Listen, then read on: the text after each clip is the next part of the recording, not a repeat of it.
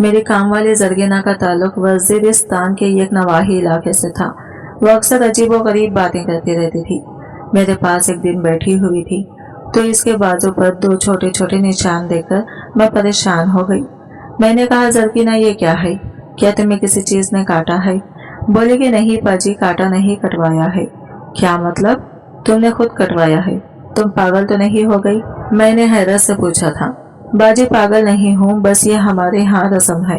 क्या रस्म है? मैंने दिलचस्पी से पूछा तो जरगीना ने मुझे वो बात बताई कि सुनकर मेरे 14 तबक रोशन हो गए। मैं शादी से पहले ना अब्बा हम सब बेटियों को बिच्छू से डसवाते थे। तुम पागल हो गई हो? ये कैसी बातें कर रही हो? मैं परेशान हो गई थी। मैं तो इस पर तकरीबन चिल्ला उठी कि ऐसे कौन करता है, पर इसके बाजू पर मौजूद निशान इस बात की गवाही दे रहे थे कि वो झूठ नहीं बोल रही। कहने लगी कि वजीरिस्तान में अफगान औरतों का आना जाना लगा रहता है। हमने इन्हीं से ये रस्म देखी है और इसका फायदा क्या है। मुझे उसने अपनी कहानी सुनाई। मैं वही कहानी मनो अन आपके सामने बयान कर रही हूँ। मेरा नाम जरगीना है। 16 साल की थी। मेरे घर में माहौल तब्दील होने लगा था। अगरचा आसपास का माहौल भी बहुत ज्यादा बदल गया था, लेकिन सबसे पहले जो बात मैंने महसूस किया था वो अब्बा का रवैया था। एक दिन अब्बा घर आए तो बहुत गुस्से में लग रहे थे। पूछने लगे कि तुम्हारी बहन कहाँ है। वो मेरी बड़ी बहन गुलशुबा के बारे में बात कर रहे थे। मैंने इनको बताया कि वो ऊपर छत पर गई है। ये सुनते ही अब्बा का चेहरा लाल हो गया। वो गुस्से से ऊपर गए। सीढ़ियां चढ़ते ही इनके कदमों की आवाज मेरे कानों में पड़ रही थी। मालूम होता था कि वो बहुत ज्यादा गुस्से में है। मैंने देखा बाजी की चीखने की आवाजें आ रही थी। अब्बा बाजी को छत से घसीट कर नीचे लाई और फिर मेरे सामने ही एक कमरे में ले गए। अब्बा ने बाजी को कमरे में बंद कर दिया था। ये माहौल देखकर मुझ पर भी दहशत तारी हो चुकी थी। मुझे समझ नहीं आई थी कि अब्बा ऐसा क्यों कर रहे हैं। बाजी तो अब्बा की पसंदीदा औलाद थी। वो अक्सर बाजी के लिए अनार और अंगूर लाया करते थे। सबसे पहले बाजी को ही देते थे, पर आज बाजी पर यह सितम क्यों? मैं भागकर दरवाजे के पास गई। अंदर से कान लगाकर आवाज सुनने की कोशिश करने लगी, पर सिर्फ और सिर्फ बाजी के छीने और सुसुकियां मेरे कानों में पड़ रही थी। इतने में अब्बा ने दरवाजा खोला। मुझे सामने देखकर इनके तेवर और बिगड़ गए। बोले कि जाओ जाकर अपनी माँ को बुला लाओ और हाँ जल्दी आना। यह कहकर अब्बा ने दरवाजा दोबारा से बंद कर दिया।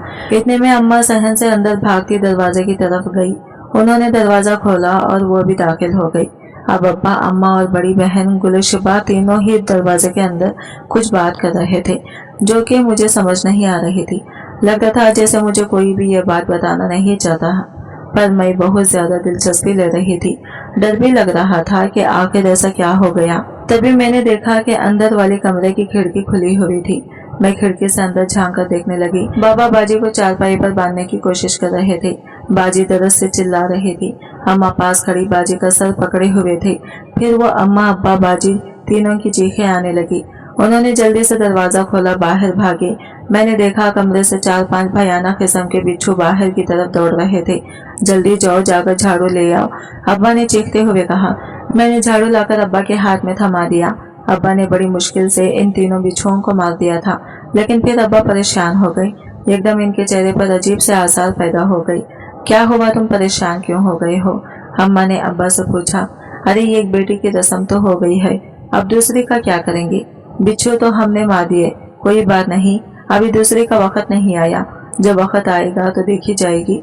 अम्मा ने यह बात अब्बा से कही तो मेरे पसीने छूट गए। अब्बा कौन से रस्म की बात कर रहे हैं? ये भी तो जवान हो गई है। अब्बा मेरी बात सुने बगैर बोले, जवान तो हो गई है, लेकिन अभी तक किसी की नजर नहीं पड़ी इस पर। अम्मा की बात ने मुझे बहुत परेशान कर दिया था। क्या अब्बा मुझे बिच्छू लेकर कमरे में बंद करें? मैंने सोचा था, और फिर अगले दिन जो हुआ इसने मुझे सारे सवालों के जवाब दे दिए थे। रात का वक्त था, हम सब लोग सहन में सो रहे थे। गर्मियों के दिन थे, अंदर सोया नहीं जाता था। अजीब सी घुटन होती थी। तभी हमारे घर के दरवाजे पर किसी ने 3-4 फायर किए। अब्बा भी बंदूक लेकर बाहर गए, लेकिन इससे पहले कि अब्बा किसी को ढूंढते या पूछते, 4 अफराद हमारे घर के अंदर दाखिल हो गए। अम्मा मुझे घसीटते हुए अंदर ले गई और बोली, तू चुप जा, मनहूस मारी क्या, हमारी नाक कटवाएगी। तभी एक आदमी जिसने बड़ी सी दाढ़ी रखी हुई थी आगे बढ़ा और इसने बाजी को उठाने के लिए दूसरे आदमी को इशारा किया। मैं अंदर वाली खिड़की से यह सारा मंजर देख रही थी। ये लोग डंडे के जोर पर बाजी को उठाकर ले गए थे। और मैं कुछ भी नहीं कर सकी थी, ना ही अम्मा कुछ कर सकी थी। हम तीनों बेबस खड़े हुए थे। अब्बा के चेहरे पर अजीब सा इत्मीनान था, जैसे इन्हें किसी चीज की फिक्र नहीं हो। मेरी बहन, मेरी बेटियां सब महफूज है। अल्लाह के हुक्म से तुम बिल्कुल भी फिक्र नहीं करो, आराम से जाकर सो जाओ। अरे मैं कैसे सो जाऊं? तुम कह रहे हो कि मैं आराम करूं? वो मेरी बेटी को उठाकर ले गया है। दरिंदा कहेगा, खुदा जाने वो इसके साथ क्या करेगा। कुछ नहीं करेगा, ज्यादा से ज्यादा मेरी बेटी के साथ निकाह करेगा। मुझे भरोसा है। गुलाब खान के दुश्मन भी भरोसे वाले हैं, कम ज़रफ नहीं है। मेरी दुश्मन ये कहकर घर का दरवाजा बंद किया। मैं हैरान थी कि अब्बा इतने सुकून से कैसे सो गया है। सुबह हुई तो एक और खबर इलाके में गर्दिश कर रही थी। गुलाब खान का बड़ा बेटा और नगजेब इस दुनिया से रुखसत हो चुके थे, और नगजेब की मरने की देर थी कि शाम को बाजी भी हमारे घर आ गई। अब्बा ने इससे पूछा कि क्या हुआ था। तब बाजी ने अजीब बात बताई कि गुलाम खान ने अपने बेटे और नगजेब के साथ इनका निकाह कर दिया था। पर जब सुबह हुई तो गुलाब खान ने बताया कि और नगजेब का इंतकाल हो गया है। ये बात बहुत दुख देने वाली थी। बाजी का निकाह तो हुआ था, पर वो एक ही दिन में बेवा हो गई थी। मुझे इस बात की समझ नहीं आई थी कि अब्बा को इस सारे मसले में ना जरा सी भी परेशानी हुई, ना ही अब्बा ने अपने दुश्मनों से बदला लेने का सोचा, क्योंकि अब्बा बहुत ज्यादा मुतमईन लग रहे थे। वरना तो पठान लोग अपनी बेटियों के लिए कई कई नस्लों तक दुश्मनी रखते हैं, और बात औरत की इज्जत की हो तो एक सेकंड में कई जाने हार जाती हैं। लेकिन अब की बार ऐसा नहीं हुआ था। पूरे इलाके में गम और गुस्से की लहर थी। सब लोग मेरी बहन पर बातें कर रहे थे कि इसने और नगजेब खान को कुछ किया है, वरना वो इतने कम उम्र में कैसे वफात पा सकता था। तब अब्बा ने यह अनोखा फैसला कहा कि कोई बात नहीं, तुम्हारे बेटे की जान चली गई तो तुम मेरी दूसरी बेटी ले जाओ। अब्बा की फराख दिली देखकर सभी लोग बहुत ज्यादा हैरान थे। किसी ने सोचा भी नहीं था कि अब्बा इतनी फराख दिली से काम क्यों ले रहे हैं। सबसे पहला पहाड़ तो मेरे सर पर टूटा था। मैं ये सोच भी नहीं सकती थी कि मेरी शादी आतिफ के अलावा किसी से हो। मैं इसे शुरू से ही पसंद करती थी, वो भी मेरे लिए जान देता था। पर अब्बा के फैसले के आगे हम दोनों को सर झुकाना पड़ा था। मेरी शादी गुलाब खान के छोटे बेटे सरबुलंद खान के साथ तय कर दी गई। मेरे दिल में इतनी परेशानी थी कि बता नहीं सकती। जब मैं रुखसत होने को थी तो अम्मा ने मुझसे कहा, बेटी रुखसती से पहले तुम्हें एक रस्म करना पड़ेगा, और इस रस्म के लिए तुम्हारे अब्बा ने कहा है कि जान भी चली जाए तो कोई बात नहीं। मैं अम्मा की बात सुनकर हैरान हो गई। अम्मा, शादी की सारे रस्मों तो ससुरालिये के सामने ही होती है। ये कौन सी रकम है जिसके लिए तुम मुझे अंदर आने का बोल रही हो? मैंने अम्मा से पूछा। वो मुझे हाथ से पकड़कर अंदर ले गई थी। अब्बा भी सामने ही खड़े थे। अम्मा अब्बा दोनों मिलकर मुझे ऊपर वाले कमरे में ले गए। इस वक्त यहाँ पर कोई भी नहीं था।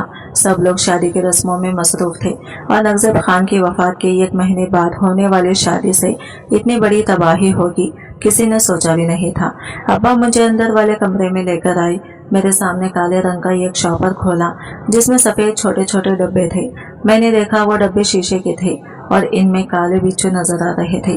इन्हें देखते ही मैं चीख उठी, अब्बा ये क्या है? ये जुल्म मुझ पर ना करो, खुदा के लिए तुमने बाजी के साथ भी यही किया था। बेटी, मैं तुम्हारा दुश्मन नहीं हूँ, बाप हूँ तुम्हारा। मैं तुम्हारे भले के लिए ही सोच रहा हूँ। अब्बा, अगर तुम भले के लिए सोच रहे हो तो ये क्या है? क्या तुम मेरी जान लेना चाहते हो? मेरी प्यारी बेटी, मैं तुम्हारी जान क्यों लेना चाहूँगा? मैं तो तुम्हें मजबूत बना रहा हूँ। तुम फिक्र नहीं करो, बस तुम अपनी आंखों पर पट्टी बांध लो, इसके बाद तुम मुझ पर छोड़ दो। वो तुम्हारा बाप इतना अनाड़ी नहीं है, इसने भी बड़े काम किए हैं, और ये बाल मैंने धूप में सफेद नहीं किए। बेटी, अब्बा ने बड़े प्यार से मेरी आंखों के सामने पट्टी बांधी थी। मेरा दिल खौफ से कांप रहा था। फिर मुझे लगा जैसे मेरे जिस्म में 2 सुइयां छुई गई हों। मुझे ऐसा महसूस हो रहा था जैसे आज मेरी जिंदगी खत्म हो जाएगी। यूं लग रहा था जैसे मुझे सांप ने डस लिया हो। जब मेरी आंख खुली तो अब्बा मेरे सामने खड़े थे। अम्मा भी मुस्कुरा रही थी। मुझे देखकर बोली, बस बेटी, अब मैं बहुत खुश हूँ। तुम्हारी रस्म होगी, अल्लाह इस रिश्ते पर बरकत डालेगा। तुम्हारे अब्बा तो कहते हैं कि इस रिश्ते के बाद, इस रस्म के बाद कोई बेटी नाखुश नहीं रहती। हमें तो अम्मा अब्बा की बातों पर यकीन करने वाली सादा सी लड़की थी। मैंने कहा, अम्मा, जैसा आप कहो मैं खुश हूँ कि मेरी जान बच गई, वरना तो ये बिच्छू देखकर मुझे लग रहा था कि मेरी जान चली जाएगी। अम्मा ने मुझे फिर से मेरी चादर उड़ाई और बाहर ले आई। मेहमानों में किसी को पता नहीं था कि अंदर क्या हुआ है। सब लोगों को मैं नॉर्मल ही लगी थी, क्योंकि मैंने अपने चेहरे के तासरात पर काबू पा लिया था। मुझे मेहमानों के दरमियान बिठा दिया गया। मेरा निकाह और नगज़ेब आलमगीर के बड़े भाई के साथ तय कर दिया गया। उन्होंने कहा कि अपने शौहर के घर आ गई, पर मेरा दिल बहुत घबरा रहा था। मैं बहुत परेशान थी। ऐसा मालूम हो रहा था जैसे कुछ बहुत बुरा होने जा रहा है। मैं अपने कमरे में बैठी शौहर का इंतजार कर रही थी। जब वो अंदर दाखिल हुआ और इसकी पहली नजर मुझ पर पड़ी, पड़ते ही चेहरे पर गुस्से के तासरात आ गए। तो वही है जिसकी बहन ने मेरे भाई को कत्ल किया है। मैं खामोश हो गई थी। मैं क्या कहती। मेरे शौहर ने मेरा घूंघट सख्ती से उतारा और मेरे चेहरे को जोर से अपने हाथों की मजबूत गिरफ्त में दबोचते हुए बोला, बता तू ही है ना, तेरी ही बड़ी बहन ने मेरे भाई का कत्ल किया है। मैं क्या बोलती। मेरी आंखों से टप टप आंसू करने लगे। मैं कुछ नहीं जानती। मेरी बहन ऐसी नहीं है।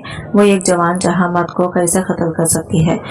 होगा इसका कोई आशिक जिसने मेरे भाई को रातों रात जान से मार दिया, पर मैं ऐसा नहीं हूँ।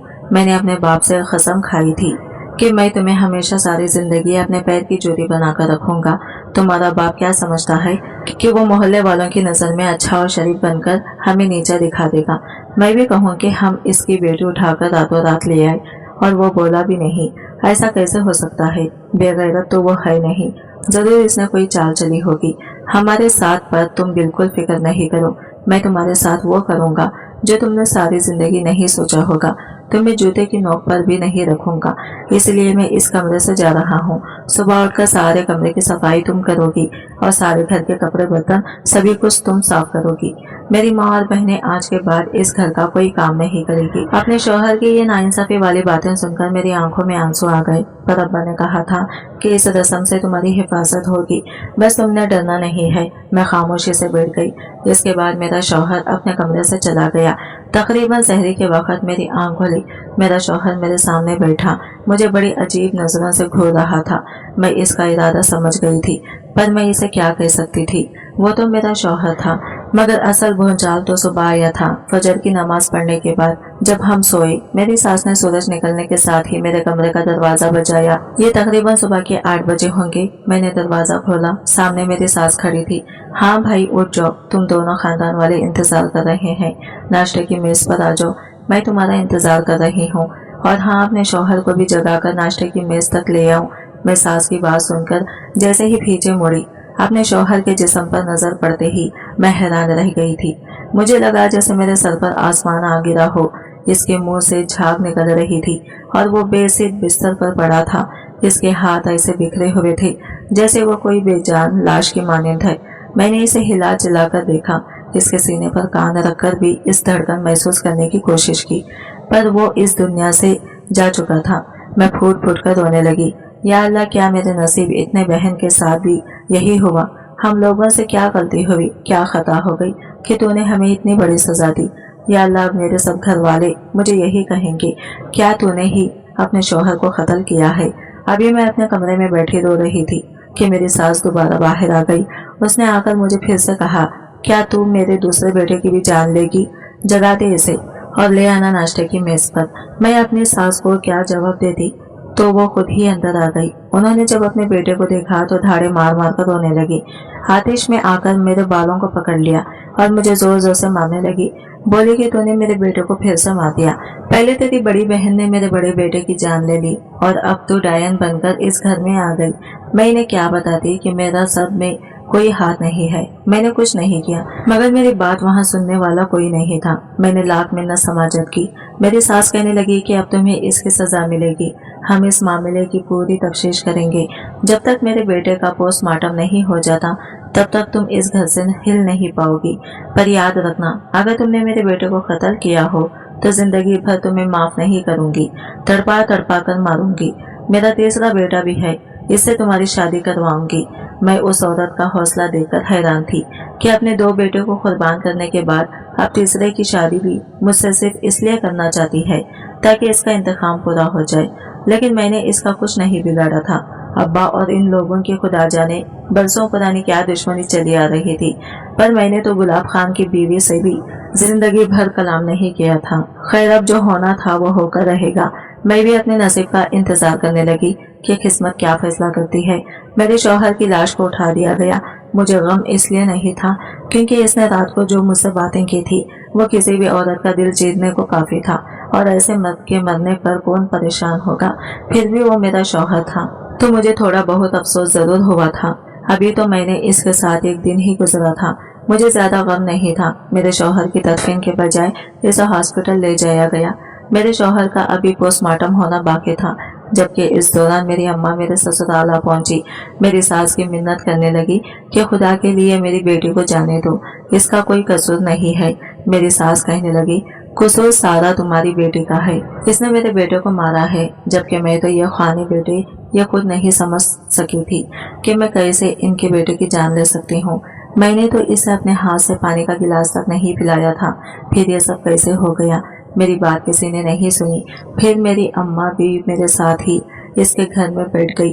कहने लगी कि मेरी बेटी के नसीब का जो फैसला आएगा मुझे मंजूर होगा, पर मैं अपनी बेटी को अकेला नहीं छोड़ सकती, वो भी इस सूरत हाल में जब इसकी शादी दुश्मनों में हुई है।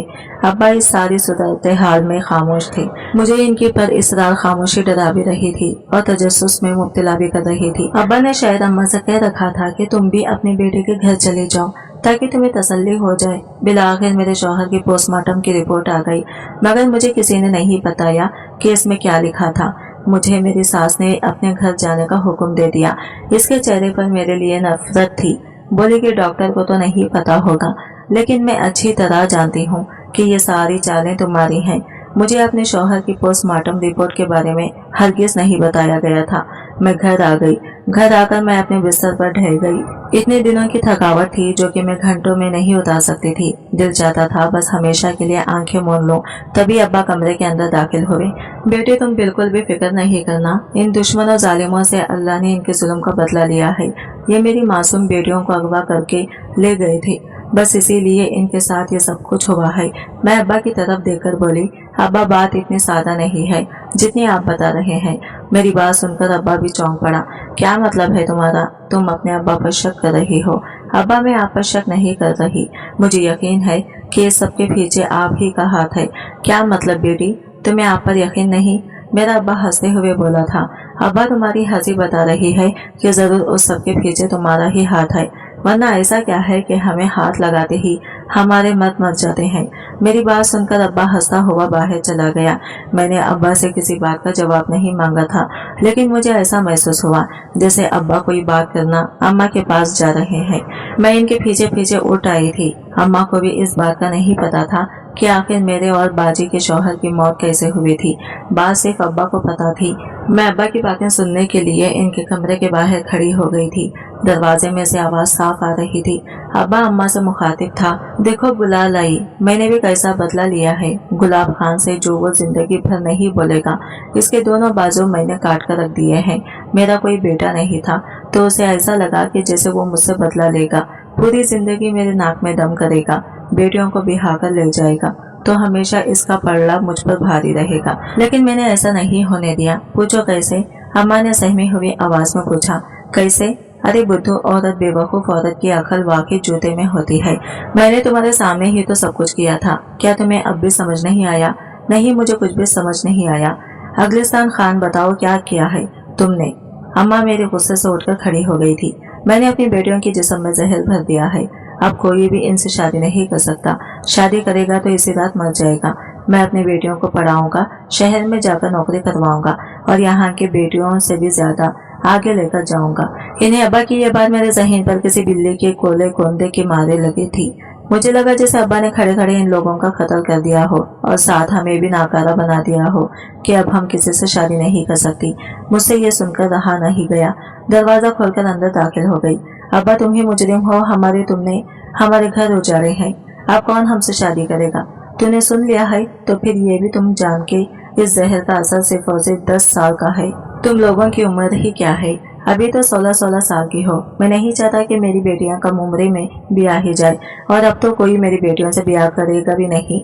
मेरा अब्बा खुशी से झूम रहा था। मुझे अब्बा की बातों से बहुत अजीब सा डर लग रहा था कि जैसे अब्बा अपनी दुश्मनी में अपनी हिकमत जैसे अफजल इल्म का इस्तेमाल कर सकता है तो फिर वो कुछ भी कर सकता है। इसलिए मैं वहां से भागकर शहर आ गई। आज मैं तुम्हारे बंगले पर काम करती हूँ, पर मुतमईन हूँ कम से कम मुझे ये तो पता है कि मेरी वजह से किसी की जान नहीं जाएगी।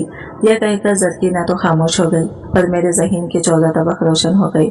मुझे नहीं पता था कि इन दो छोटे छोटे निशानों के पीछे इतनी बड़ी दास्तान होगी। आज की वीडियो कहानी आपको कैसे लगी कमेंट करके ज़रूर बताइएगा, और वीडियो अच्छी लगी है तो लाइक शेयर ज़रूर कीजिएगा, हमारे चैनल को सब्सक्राइब करें फ्रेंड्स। मिलते हैं अगले नई वीडियो के साथ, तब तक के लिए बाय बाय, टेक केयर, अल्लाह हाफिज़।